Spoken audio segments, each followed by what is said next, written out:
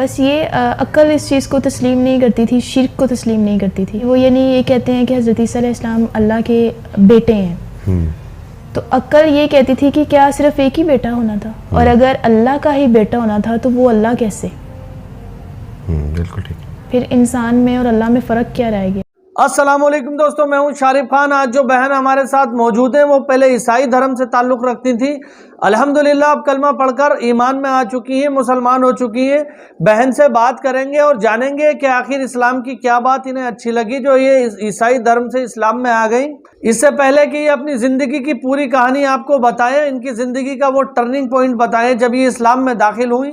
दो बातें इनके बारे में मैं आपको बताता चलूं, फिर बहन से बात करेंगे। ये खुद ही बताएंगी अपनी ज़िंदगी की पूरी स्टोरी कि क्यों इन्होंने इस्लाम कबूल किया, क्यों दुनिया की नज़रों में मतलब जो इनके परिवार के लोग थे, जो इनके रिश्तेदार थे, उन लोगों की नज़रों में एक तरह से ये एकदम डेड हो गई। ये पहले सोचती थी कि ईसाई धर्म के मुताबिक अल्लाह का बेटा है, यानी ईसा अलैहिस्सलाम को अल्लाह का बेटा मानते हैं ईसाई धर्म में। तो ये सोचती थी कि अगर ईसा अलैहिस्सलाम अल्लाह के बेटे हैं तो फिर अल्लाह भी इंसानों के जैसा हुआ, है ना, गॉड भी फिर इंसानों के जैसा हुआ। इंसानों के भी बेटे होते हैं और गॉड के भी बेटे हैं, तो फिर इंसानों में और अल्लाह में मतलब गॉड में क्या फ़र्क रह गया। फिर ये भी सोचती थी कि गॉड का एक ही बेटा क्यों है, अगर गॉड का एक बेटा हो सकता है तो गॉड के फिर और भी बेटे होंगे। ये सारे सवाल जवाब इनके अंदर अंदर इन्हें खाए जाते थे। फिर इन्होंने जो है अपना नॉलेज को बढ़ाना शुरू किया, इस्लाम की तरफ इनका ध्यान गया और हर एक सवाल का जवाब इस्लाम के अंदर इन्हें मिला और अल्हम्दुलिल्लाह इन्होंने मतलब इस्लाम कबूल कर लिया। तो चलिए बहन से बात करते हैं। माशाल्लाह बहुत ही ज़बरदस्त वीडियो है, आखिर तक देखना, आपका रुआं खड़ा हो जाएगा इस वीडियो को देख के। तो चलिए शुरू करते हैं वीडियो। बस ये अक्ल इस चीज़ को तस्लीम नहीं करती थी, शिर्क को तस्लीम नहीं करती थी। वो यानी ये कहते हैं कि हज़रत ईसा अलैहिस्सलाम अल्लाह के बेटे हैं, तो अक्ल ये कहती थी कि क्या सिर्फ एक ही बेटा होना था, और अगर अल्लाह का ही बेटा होना था तो वो अल्लाह कैसे? बिल्कुल ठीक। फिर इंसान में और अल्लाह में फ़र्क क्या रह गया कि इंसानों की भी औलाद है और अल्लाह की भी औलाद है, जो दो जहानों के मालिक हैं, कुल कायनात खलक करने वाले हैं, हर चीज़ पैदा करने वाले हैं। जब मतलब कि सही सेंस का यूज़ करना शुरू हुए तब इस चीज़ का एहसास होना शुरू हुआ। तो मैंने एक कंपैरिजन स्टार्ट किया था। अच्छा, क्रिश्चियन टीम, कंपैरिजन शुरू कर दिया क्रिश्चियन टीम में और मुस्लिम में। अच्छा, कि इनमें क्या फ़र्क है और उनमें क्या फ़र्क है। पीजी से लेके 10 तक या सेकेंड ईयर तक इस्लामियत पढ़ी है। अच्छा, अल्हम्दुलिल्लाह। इस्लामियत में सारी चीज़ें ये डिस्कस हुई थी, तो उसमें कुछ अंदाज़ा हो जाता है कि कुछ आइडिया था कि इस्लाम इस बारे में, इस्लाम ये है, इस्लाम वैसे है, थोड़ा बहुत आइडिया था। लेकिन क्रिश्चियनिटी का ये था कि हम लोग चर्च जाते थे, पास्टर्स वगैरह थे, फादर थे, उनसे सीखने को मिलता था। कोई एक बात आपके इस्लाम कबूल करने का जो ज़रिया बनी तो वो क्या है? तौहीद और पर्दा। इस हवाले से मैं यही कहना चाहूँगी कि उन्हें असल में पता ही नहीं है इस चीज़ का कि इस्लाम में औरत के लिए क्या हकूक़ है, या इस्लाम ने औरत को क्या मुकाम दिया हुआ है। दुनिया का कोई भी मज़हब औरत को इस तरह का मुकाम या इस तरह के हकूक़ नहीं देता है। और अगर ये अच्छी तरह या बारीकी से इस चीज़ को जांच लेती हैं या जान लेती हैं तो ये कभी भी अपनी चादर से या घर की चारदीवारी से बाहर ना निकले। आप फरमाया कि पर्दा आपको बहुत ज़्यादा अट्रैक्ट करता था। बिल्कुल। अल्हम्दुलिल्लाह। उसके बाद फिर आपने कंपैरिजन जो है वो शुरू किया और आपको उसमें फिर मज़ीद रियलाइज़ होनी चीज़ें शुरू हो गई कि माशाल्लाह इस्लाम जो है वो। चर्चिज़ में जाना शुरू किया मैंने बचपन से, यानी कि मामा बाबा के साथ जाना, और ईद आनी कोई भी बड़ी छोटी तो उन पे जाना, देखना चर्चिज़ में सारा इन्वायरमेंट देखना कि जो दुनिया में बाहर चल रहा है वही चर्चिज़ में चल रहा है। तो फिर फ़ायदा अल्लाह के घर में और एक नापाक जगह में क्या फ़र्क रह गया। क्रिश्चियनिटी में ये चीज़ जो पास्टर्स होते हैं ना, वो मेन पॉइंट बताते ही नहीं है।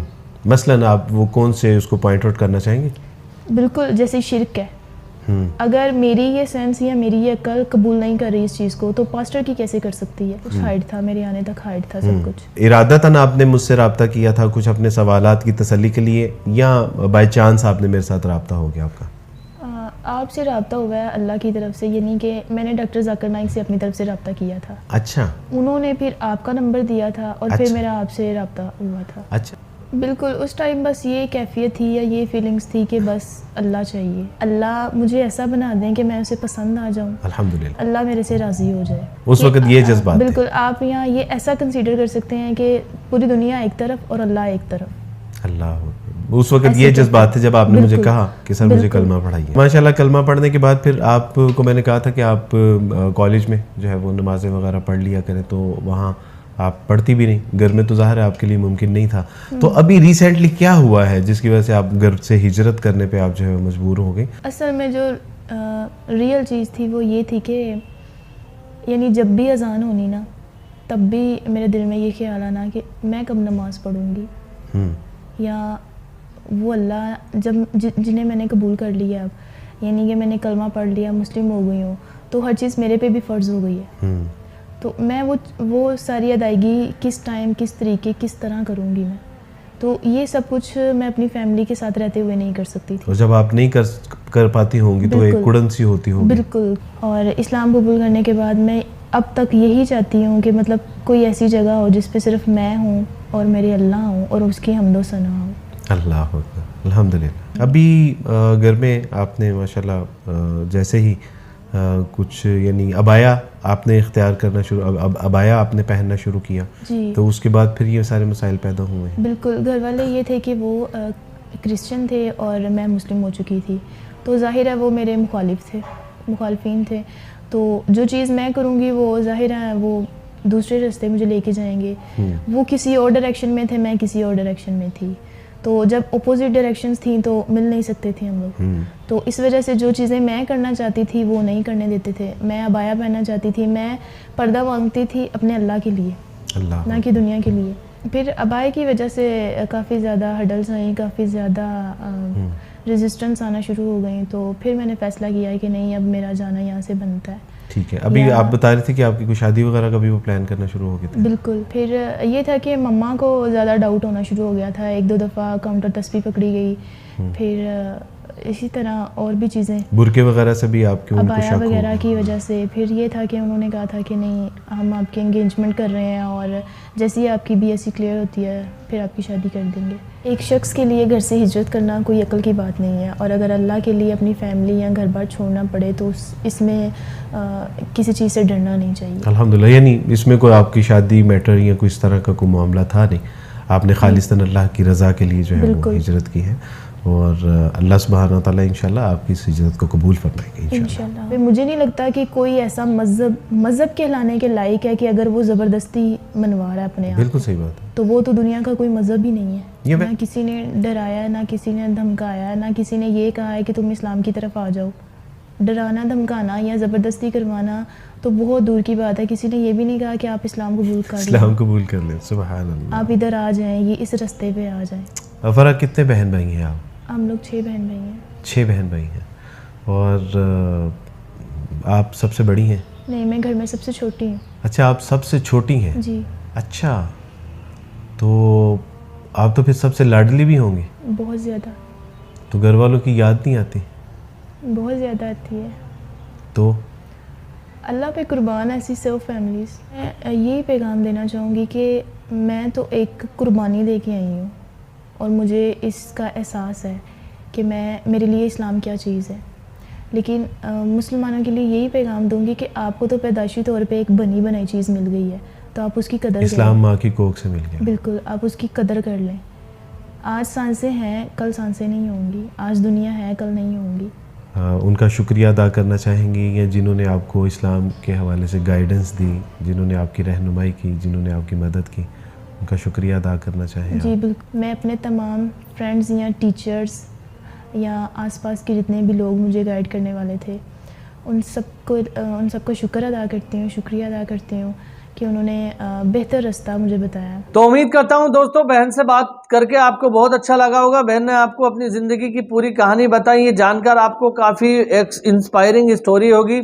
दोस्तों, जब किसी लड़की हो या कोई लड़का हो, जब कोई गैर धर्म को छोड़कर इस्लाम में दाखिल होता है या इस्लाम धर्म को छोड़कर गैर धर्म में दाखिल होता है, वो तो सभी जगह कॉमन है, तो उसके परिवार के जो लोग हैं, जो उसके रिश्तेदार हैं, एक तरह से उनके लिए वो मर जाता है।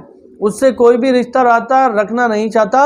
लेकिन जो इस्लाम के अंदर दाखिल होता है, फिर वो अल्लाह की रस्सी को ऐसी मजबूती से पकड़ लेता है कि सारी दुनिया एक तरफ होती है और उसके लिए उसका अल्लाह एक तरफ होता है।